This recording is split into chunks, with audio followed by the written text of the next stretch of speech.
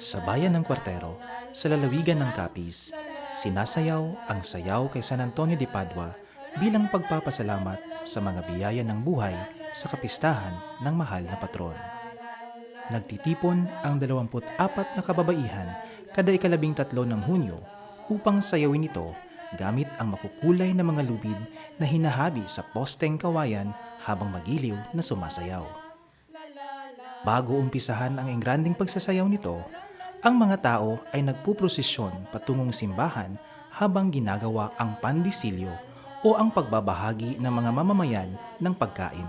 Tinitipon ito upang maging handa pagkatapos ng sayaw.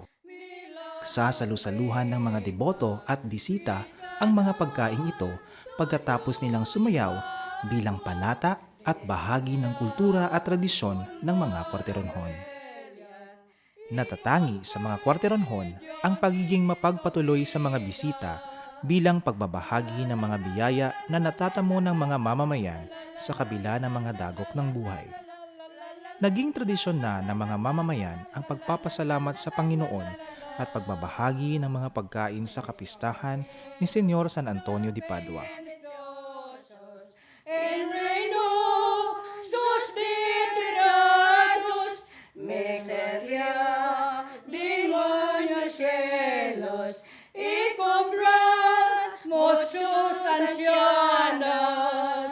La la la la la la la la la la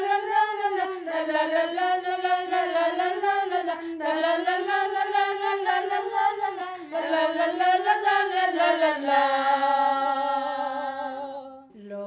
Loboscos, milagros beba, qui San Antonio di Padua, de alias con maravillas y con pedio de su vida.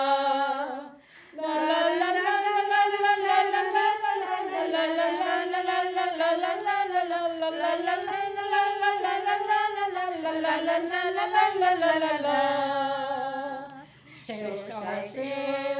sus pendenciosos, en reino sus esperados, miseria.